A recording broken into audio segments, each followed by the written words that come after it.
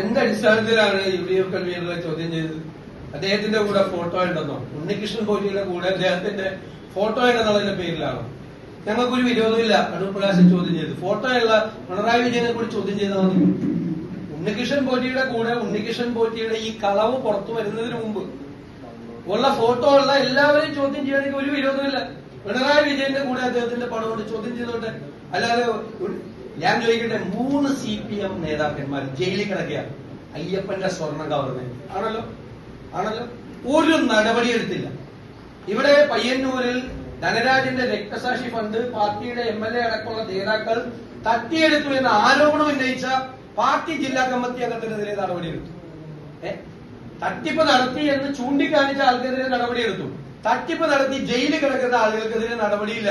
ഇതെന്തൊരു പാർട്ടിയാണ്? അത് ഞങ്ങൾ പറഞ്ഞല്ലോ, SITയുടെ മീതെ സർക്കാർ സമ്മർദ്ദം ചെലുത്തുകയാണ്. എത്ര പ്രാവശ്യം വേണമെങ്കിലും മൊഴിയെടുത്തോട്ടെ, അവർക്ക് പറയാനുള്ള കാര്യങ്ങൾ പറയും. 2019 ഈ കളവ് നടന്നത് ആണല്ലോ. അന്ന് പിണറായി വിജയനാണ് കേരളത്തിലെ മുഖ്യമന്ത്രി, LDF ഭരണമാണ്. അവർ വെച്ച പൊളിറ്റിക്കൽ അപ്പോയിന്റ്മെന്റ്സ് ആണ് അവിടുത്തെ ദേവസ്വം ബോർഡ് പ്രസിഡന്റും മെമ്പർമാരും. അവരാണ് കളവ് നടത്തിയതിന്റെ പേരിൽ 2 ദേവസ്വം ബോർഡ് മെമ്പർമാരും ജയിലിൽ കിടക്കുകയാണ്. അത് CPMനും CPM വച്ച നേതാക്കൾക്കും ആണ് അയ്യപ്പന്റെ സ്വർണം കവർന്നതിൽ പങ്ക്.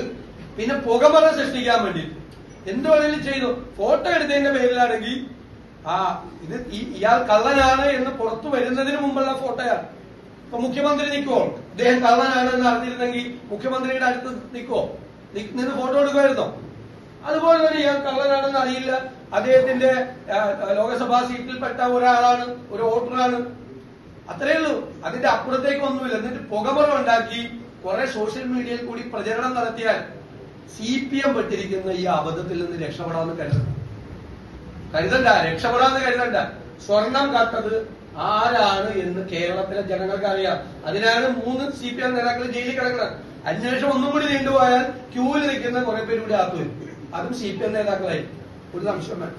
തട്ടവൻ പിണറായി വിജയന്റെ കൂടെ നിൽക്കുന്നുണ്ടല്ലോ. ഞങ്ങൾ പറഞ്ഞില്ലല്ലോ പിണറായി വിജയനെ ചോദ്യം ചെയ്യണമെന്നും പിണറായി വിജയനെ അറസ്റ്റ് ചെയ്യണമെന്നും പിണറായി വിജയൻ ഉണ്ണികൃഷ്ണൻ പോറ്റിയായിട്ട് പങ്കെടുക്കണം. ഒരു കാര്യം കൂടി പറഞ്ഞുതരാം, അതുകൂടി കേട്ടോ കമ്മ്യൂണിസ്റ്റുകാര്. മന്ത്രി റിയാസിനെതിരായിട്ട് ഒരു ആരോപണം വന്നു. പൊതുമരാമത്ത് മന്ത്രി ഏതൊരു വ്ളോഗറെ കൊണ്ടുവന്ന് ഇവിടെ ടൂറിസം വകുപ്പ് പ്രചരണം നടത്തി. വ്ളോഗറെ കൊണ്ടുവന്നു, മനസ്സിലായോ? ഒരു സ്ത്രീ ടൂറിസം മന്ത്രി അറിഞ്ഞുകൊണ്ട് ടൂറിസം വകുപ്പ് പ്രചരണം നടത്തി. കുറെ നാൾ കഴിഞ്ഞപ്പോൾ അവര് പോയി.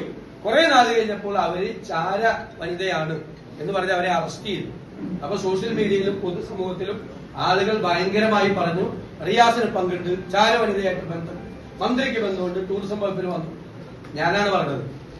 കേരളത്തിൽ ഒരു പ്രതിപക്ഷ നേതാവും പറയാത്ത വർത്തമാനം.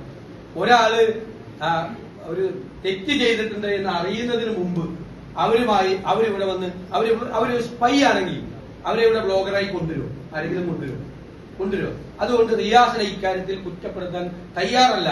എന്നാൽ നിലപാടെടുത്തത് ഞങ്ങളാ. അന്തസ് വേണം, അന്തസ്. ഇപ്പോ ഞാൻ ഇവിടെ നിൽക്കുമ്പോ എത്ര പേര് എന്റെ കൂടെ ഫോട്ടോ എടുക്കും? ചിലപ്പോ തോളെ കൈയിടും ആളുകൾ, നമുക്ക് പരിചയമില്ലാത്തവർ. നാളെ അയാളെ ഏതെങ്കിലും കേസിൽ പ്രതിയായി കഴിഞ്ഞാൽ ഞാനും അയാളോട്ട് ഇളിച്ചുകൊണ്ടിരിക്കുന്ന പണം വരും. എന്നിട്ട് തോളെ കൈയിട്ടിരിക്കണോ ഭയങ്കര ബന്ധമുണ്ടെന്ന് പറയും. തോളെ കൈയിട്ട് നമ്മൾ തോളെ കൈയിടുന്നവരൊക്കെ നമ്മളുമായിട്ട് ഭയങ്കര ബന്ധമുള്ളവരാണ്. ഫോട്ടോ എടുക്കാൻ വന്നവരൊക്കെ ഇപ്പോ തോളെ കൈയിടും. അതൊക്കെ പറയണതിന് ഒരു മര്യാദ, അന്തസ്സും വേണം. ആ അന്തസ്സും മര്യാദ CPMനില്ല. അല്ല, അതിന്റെ ഇതെന്ന് പറഞ്ഞു കഴിഞ്ഞാൽ നമ്മളൊരു പൊതുവികാരം, ന്യൂനപക്ഷങ്ങൾക്ക് ഒരു ഇൻസെക്യൂരിറ്റി ഉണ്ട്. പ്രത്യേകിച്ച് ഇന്നത്തെ ഇന്ത്യൻ രാഷ്ട്രീയ സാഹചര്യത്തിൽ അവർക്കൊരു അരക്ഷിത ബോധമുണ്ട്. അപ്പൊ അവരെ പണ്ഡിറ്റ് ജവഹർലാൽ നെഹ്റു തൊട്ട് പറഞ്ഞിട്ടുള്ള കാര്യങ്ങളാണ്. അവരെ കണ്ണിലെ കൃഷ്ണമണി പോലെ നോക്കണം, അവരെ പ്രൊട്ടക്ട് ചെയ്യണം, അവർക്ക് ആ ഇൻസെക്യൂരിറ്റി ഉണ്ടാകാൻ പാടില്ല എന്നാണ്. കേരളത്തിലെ CPM ഞങ്ങൾ പറഞ്ഞല്ലോ, ഭൂരിപക്ഷ പ്രീണനവും സൗകര്യം പോലെ ന്യൂനപക്ഷ പ്രീണനവും. പാർലമെന്റ് തെരഞ്ഞെടുപ്പ് കാലത്ത് ന്യൂനപക്ഷ പ്രീണനം, അത് കഴിഞ്ഞപ്പോ ഭൂരിപക്ഷ പ്രീണനം. ഇപ്പൊ ലോക്കൽ ബോഡി കഴിഞ്ഞപ്പോ രണ്ടുമില്ല. മൊത്തം കൺഫ്യൂഷനാണ്. ആരെ പ്രീണിപ്പിക്കണം എന്നുള്ള കൺഫ്യൂഷനാണ്. ഇതാണ് നിലനിൽക്കുന്നത്. ഇത് അവരുടെ കൂടെ നടക്കുന്നവർക്ക് ബോധ്യമുണ്ട്. കമ്മ്യൂണിസം ഇടതുപക്ഷ നിലപാടിൽ നിന്ന് വ്യതിചലിച്ചു. തീവ്ര വലതുപക്ഷമാണ് കേരളത്തിലെ ഗവൺമെന്റും കേരളത്തിലെ CPMഉം. തീവ്ര വലതുപക്ഷ നിലപാടാണ്. BJPയുടെ അതേ സ്റ്റൈലിലല്ലേ ഇവിടെ മതങ്ങൾ തമ്മിൽ സംഘർഷം ഉണ്ടാക്കാൻ വേണ്ടി ശ്രമിച്ചത്? എപ്പോഴാണ് ശ്രമിച്ചത്? BJP ചെയ്യുന്ന അതേ പണിയല്ലേ ചെയ്തത്? അതേ പണിയാണ് ചെയ്തത്. സംഘപരിവാറിന്റെ അതേ പാതയിലൂടെയാണ് കേരളത്തിലെ CPM പ്രയാണം നടത്തുന്നത്. ഭയങ്കര നട്ടല്ലും ഭയങ്കര ഇരട്ടച്ചങ്കമാണ്.